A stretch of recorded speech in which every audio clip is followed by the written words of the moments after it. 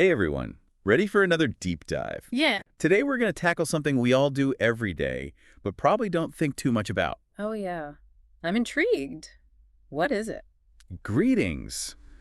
Seriously, the way we say hello, you sent me this YouTube video, and honestly, I was blown away. Yeah, it's really fascinating. It's like there's this whole hidden language behind those simple greetings. Totally. It's not just about being polite. The video dives into the core purpose of greetings, Mm-hmm. saying it's all about making a connection, like acknowledging someone. Exactly. It's like saying, hey, I see you. Let's interact. Right. And the video uses this perfect example, something we can all relate to.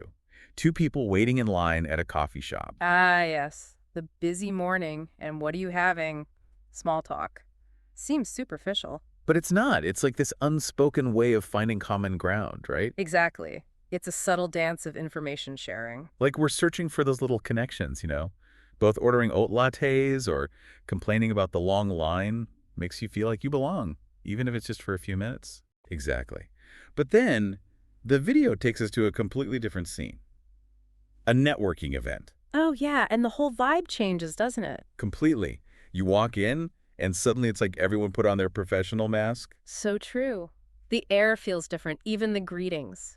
Instead of how are you, it's what do you do? It's less about genuine connection. Yeah, it becomes more strategic, right? Like sizing each other up. It's about presenting your best self to get ahead. Exactly. Yeah. So how do we balance that? How do we stay professional but still make real connections? Yeah, good question. The video suggests injecting a little personality into those professional greetings. How, like what? Give me an example. Maybe a touch of humor, a genuine question about their interests outside of work, or even like a quick story, something to reveal a bit of your human side. I like that. It's like finding those little cracks in the professional armor. Exactly. Now, think about a tourist who doesn't speak the local language. The video uses this scenario to show how important nonverbal cues can be. Oh, yeah, I remember that scene. It was actually really heartwarming. The tourist is just using gestures, smiles, trying to communicate, and the shopkeeper totally gets it. It shows that some gestures are universal, right? Right. A smile can break down barriers. It really highlights the power of just wanting to connect, even without a shared language. Like those smiles and the shopkeeper's response. It's the universality of human connection. Absolutely. And then you have cultures with very specific nonverbal greetings, Yeah. like bowing in Japan. Right. We talked about how the depth of the penny reflects those social hierarchies. It's a whole language in itself. Imagine if we had something like that here. Yeah. But it makes you realize how much we take for granted in our own culture. We just shake hands without thinking about the history or what it might be saying. It's easy to miss those subtleties until you see a totally different system. Right. And then there's those times when greetings go wrong. It's happened to all of us, right? Someone ignores your hello or just grunts. It can really sting. It really throws you off No. because you expect a certain, reciprocity. It's like a mini rejection. It can feel that way, like you're not even worth acknowledging. So is it just rudeness? Or is there something more to it? I mean, sometimes it could be a power move. The person might be trying to assert dominance. Wow, a power move. Yep. So like not just bad manners, but a way to control the interaction. Exactly. But it leaves the other person in a tough spot.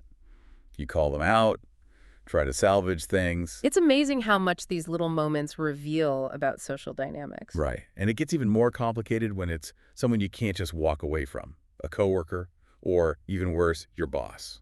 Oh, man, that's tricky. What do you do in that situation? Well, setting boundaries is key. You can be professional without engaging in a lot of small talk. Like showing them their negativity won't affect you? Exactly. But what if setting boundaries is seen as being standoffish? It's a balancing act. Right. How do you stay assertive but still maintain those positive relationships? That's a valid concern. If it starts affecting your work, you might need to get some outside help. Talk to HR or a trusted colleague. Good point. It's important to remember everyone deserves respect, even in those small interactions. Absolutely. Before we move on, I want to go back to something you said earlier about handshakes. You mentioned they started with warriors, showing they weren't carrying weapons. But how did they become this global symbol of agreement and trust? Well, as societies change, so do their greetings. That handshake probably went from showing peace to showing good intentions. Like, I come in peace, mean you no harm. It's like a physical way of saying, I trust you. Right. And as it spread, different cultures added their own interpretations. This has been an incredible deep dive so far. We've covered so much about the purpose of greetings, the power dynamics, even that history of the handshake. Welcome back. Before the break, we were talking about how handshakes evolved. It's amazing how greetings can reflect society's values and change, over time. Yeah, and when we talk about values, we have to look at how greetings vary across cultures. I mean, we touched on bowing in Japan, but there are so many other fascinating examples. I keep thinking about that scene in the YouTube video, the one with the tourist who doesn't speak the local language. Oh, yeah. It's amazing how they were able to connect with the shopkeeper, just using smiles, gestures, tone of voice. It really highlights the power of nonverbal communication, bridging those cultural divides. Right. It shows how some human gestures are just universal. Like a smile, right? Yeah. It can be understood anywhere. Yeah, Creates a sense of warmth, connection, even when words fail. totally. But then, of course, some cultures have developed really specific nonverbal greetings. Oh, absolutely. With deep cultural significance. We were talking about bowing in Japan. Right. And how the depth of the bow shows respect, those social hierarchies. It's like its own language. It is. It makes you wonder, if we had something like that here, Mm-hmm. people would really have to think before they bowed. That's funny. But it does make you think about how we might be missing things in our own culture's greetings, just going through the motions without considering the meaning behind them. It's true. And we've mostly been talking about the positive aspects of greetings, but the video also brought up some important points about gender dynamics, how they play out in greetings. Yes, definitely something we need to address.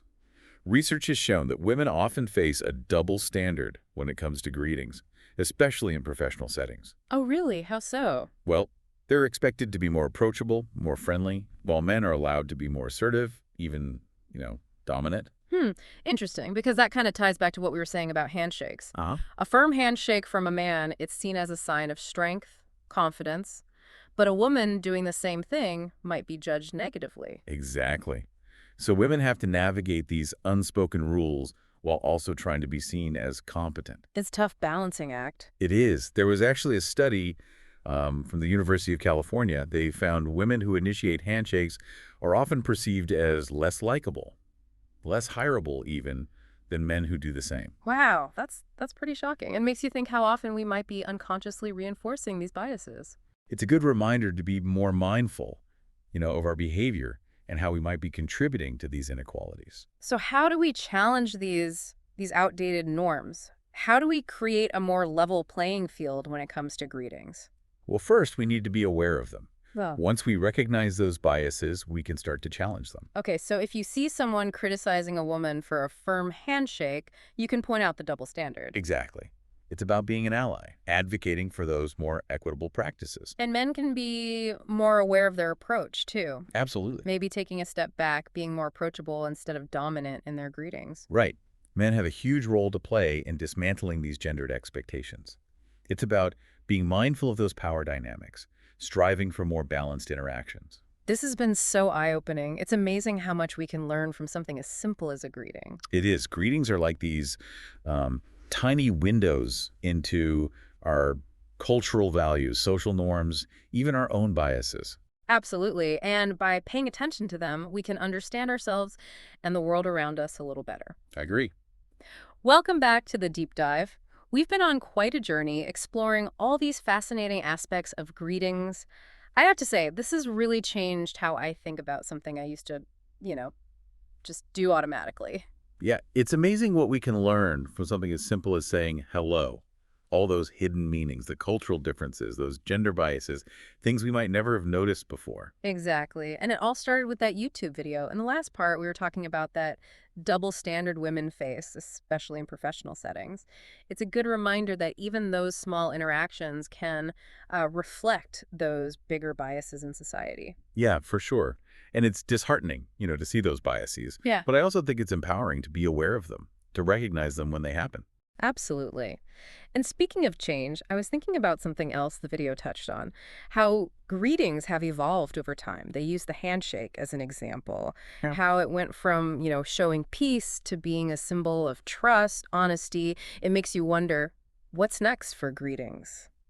That's a great question. I mean, think about how much technology has already changed the way we communicate. Huh. Emojis, video calls, even virtual reality. It wouldn't be surprising if those advancements, start influencing our greetings too. Yeah. Imagine, like, virtual handshakes or holographic high fives. It sounds crazy, but who knows? It's pretty exciting to think about. Yeah. But no matter how they evolve, I think the fundamental purpose will stay the same. It's about connecting with others, building relationships, showing our intentions, that human need to be seen, to be acknowledged. Greetings, in all their forms, help us do that. Totally agree. So as we wrap up this deep dive, what would you say is the most important takeaway for our listeners? I think the biggest thing is that greetings are so much more than just words. They're powerful, for connecting with people. They can bridge those cultural divides, show respect, even challenge those societal norms we talked about. But we have to be mindful, of the messages we're sending, not just what we say, but our body language too. Right. It's like a call to action for all of us to be more conscious of how we greet each other, using those greetings to create more positive interactions. Absolutely. And remember, even the smallest gestures matter. A smile, a warm tone of voice, just acknowledging someone. Those things can really make a difference. Couldn't have said it better myself. Well, that's a wrap for this deep dive into the hidden world of greetings. Until next time, stay curious and keep those greetings going.